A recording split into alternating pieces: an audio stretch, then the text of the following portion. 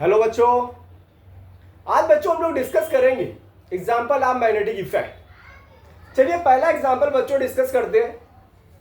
Find the B vector at O. Suppose that कि कोई equilateral triangle है, ए side का है और I current anti clockwise flow कर रहा है। सेंटर पर हमें मैग्नेटिक फील्ड फाइंड करना है। तो बच्चों मैग्नेटिक फील्ड का फार्मूला क्या होता है? Mu naught upon 4 pi I upon R. अगर अपन लोग ये वाले एंगल्स लेते हैं तो sine phi 1 plus sine phi 2।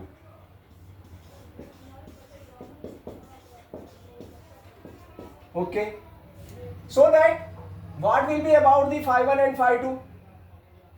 चूंकि इक्विलैटरल ट्रायंगल है, so that this will be the 60, so that this angle will be 30. Suppose that this distance is small r. Put the formula tan 30 is equal to r upon a by 2. Now what will be about the small r? बच्चों small r कितना आएगा? a by 2 tan 30. Tan 30 will be 1 upon root 3. Okay. So that we have known the value of small r. What will be the phi 1 and phi 2? Phi 1 and phi 2 कितने होंगे? This angle will be 30, 90, 60. 60, 60. Put the values and get the answer. लेकिन ये तो magnetic field है. This is for one wire. What will be the net magnetic field? That will be the 3b vector. 3 times जो भी b vector आएगा, put the values. And finally सारी आप values put करोगे, you will get the answer 9 mu naught upon 2 pi I upon a. अच्छा, direction बच्चों क्या होगी? डायरेक्शन क्या होगी? Right hand palm rule. Suppose that anticlockwise current है, करंट उस पॉइंट की तरफ जहां पर मैग्नेटिक फील्ड की फाइंड करना है direction, so that this will be perpendicularly outward, perpendicular outward and perpendicular outward for all these sections b1 b2 b3 outward, so that 3b b1 b2 b3 equals है 3b vectors होगा and direction will be perpendicularly outward showing this direction. Understood? Okay, now comes on the second question.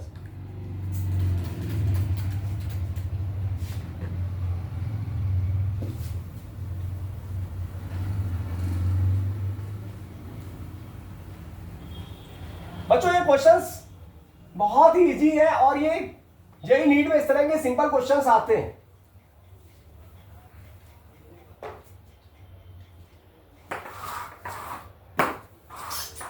एक दूसरा question उठाते हैं। Suppose that कि कोई square है, माना कि कोई स्क्वायर है,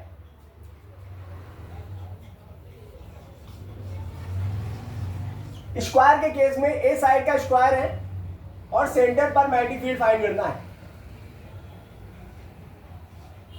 what will be about the B vector?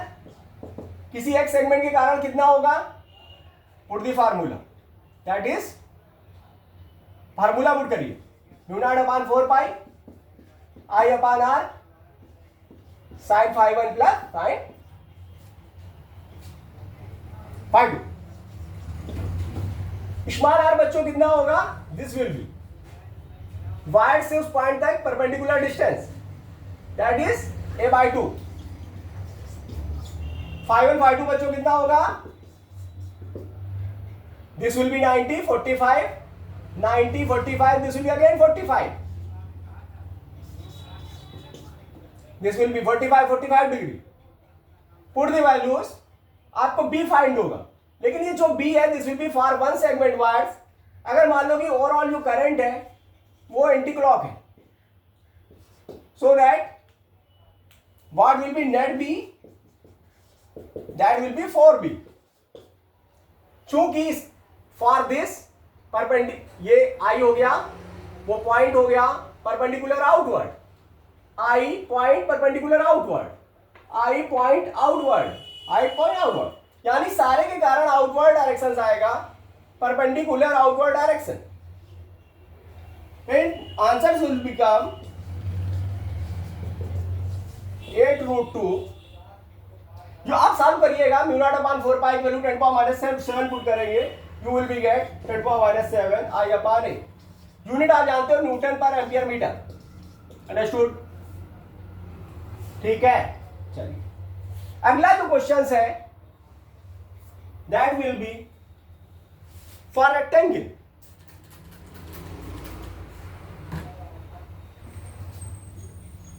ये बहुत इजी क्वेश्चंस हैं।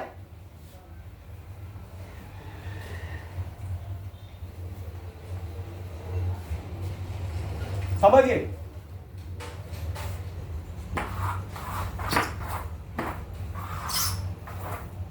अगर बच्चों रेक्टेंगल के कारण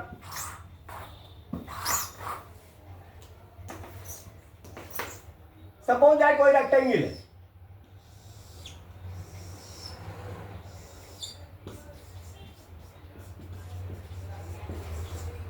और रेक्टेंगल में ये साइड √3a है and this side will be a। Centre पर मैग्नेटिक फील्ड फाइंड करना है, सेंटर पर मैग्नेटिक फील्ड फाइंड करना है, ठीक है? What it? Very simple. माना कि ये PQRS है। देखो PQ और RS के कारण सेम होगा क्योंकि ये परपेंडिकुलर डिस्टेंसेस सेम होंगे, और RS और QR और SP के कारण सेम होगा। So that net B will be, directions अपन मान लेते हैं कि क्लॉकवाइज है, ठीक है? Directions of current will be clockwise, तो सभी के कारण परपेंडिकुलरली इनवर्ड होगा, यानी बी नेट होगा कितना? अपन कह सकते हैं PQ और SR के कारण इक्वल है, तो 2 times B of PQ plus B of QR। Directions will be perpendicularly inward. अच्छा, what will be about the B of PQ, B of QR? बहुत ही सिंपल है। देखो PQ के कारण same formula, R will be I upon R, I upon R will be A/2, and sin phi1 plus sin phi2, ये angles कितने होंगे? देखो ये √3, आप tan फार्मूला अप्लाई करो, ठीक? Suppose that tan formula apply करो, ओके, समझिएगा, tan थीटा, ठीक है, ओके, ये √3 है, this will B √3 A/2, this will be A/2, यानी कि सपोज दैट अगर ये एंगल थीटा मान लो, then tan theta will be A/2 upon √3 A/2, then we shall get 1 upon √3, yeah, theta will be 30 degree,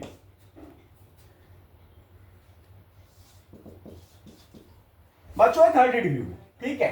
so that ये 30 है, 90 है, तो उसमें 60 डिग्री, यानी कि 2 phi1 phi2 कितने होंगे? 60 I upon R sin 60 plus sin 60,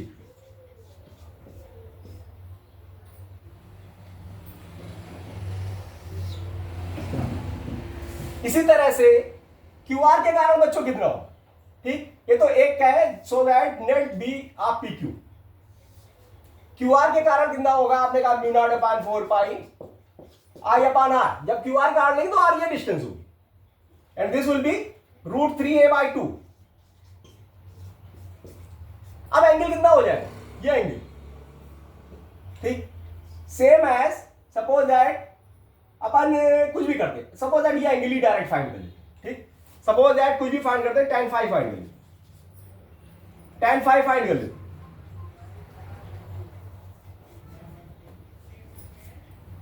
very simple, tan phi find कर लेते, perpendicular upon base, perpendicular is A/2 and base is again √3 A/2। आप सॉल्व करोगे, 2 2 cancel out, A cancel out, 1 upon √3, phi is coming 30 degree. अब बच्चे ये 30 है, ठीक है, लेकिन ये 30 है, ये भी 30 होगा, ठीक? so that we shall put the sin 30 plus sin 30. अब आप ये वैल्यूज पुट कर दोगे और फाइनली बी नेट फाइंड कर लोगे. It will becomes 4 mu naught I upon root 3 pi a and direction will be perpendicularly inward. Okay बच्चों, isn't it? एक छोटा सा क्वेश्चन और है, बिल्कुल छोटा क्वेश्चन और है जो कि और क्लियर कर देंगे, तो then we shall cover all the things.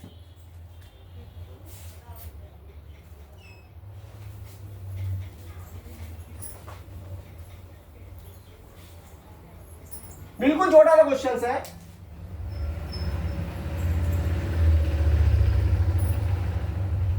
एक बिल्कुल छोटा सा क्वेश्चन और है जिसमें कि अपने दूसरे फार्मूले का इस्तेमाल होगा. कौन सा फार्मूला बच्चों?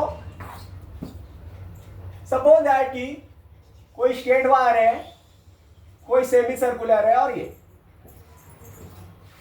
ठीक आई करंट फ्लो कर रहा है और सेंटर पॉइंट पर ओ पर मैग्नेटिक फील्ड फाइंड करना. देखो किसी भी हम लोग ने बायो शेवर्ड लॉ पढ़ा था. अकॉर्डिंग टू बायो शेवर्ड बच्चों, बायो शेवर्ड के अकॉर्डिंग हम लोग ने क्या पढ़ा था कि सपोज दैट बी वेक्टर क्या होता है? Mu naught upon 4 pi I delta L sine theta upon R square. ठीक है, क्या आप कहते तो डीबी. ओके, अच्छा इसमें थीटा क्या होता था? जो भी आप पॉइंट लेते थे, ठीक है, और जो भी जिस पर फाइंड करना होता था वो लाइन ज्वाइनिंग के बीच का एंगल. अब जब पॉइंट उसी लाइन पर आ जाएगा तो बच्चों थीटा 0 हो जाएगा. सो दैट कभी भी उसी लाइन पर मैग्नेटिक फील्ड विल ऑलवेज 0. ठीक, इसके और इसके कारण मैग्नेटिक फील्ड 0 हो जाएगा due to state wire.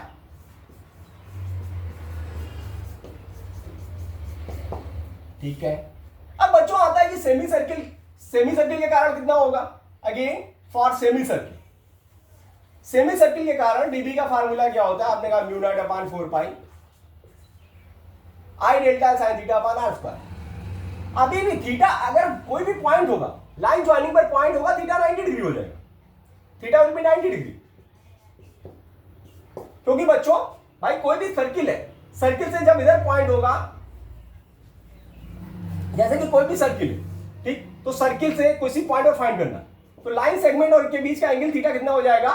That will be 90 degree. Sine 90 upon half R square. R वो डिस्टेंस होती है, सो दैट आर वो डिस्टेंस होगी. ठीक है, सपोज दैट ये डिस्टेंस आर. ये डेल्टा एल क्या होता है?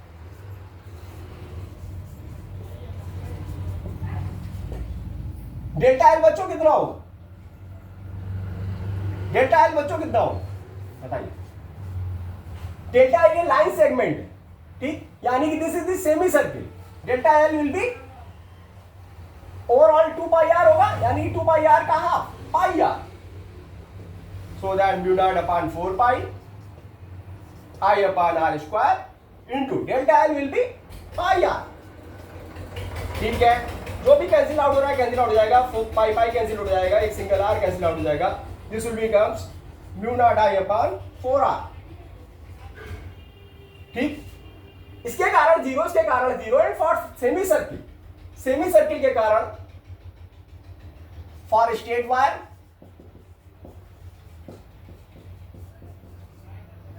And due to for semi circular wire.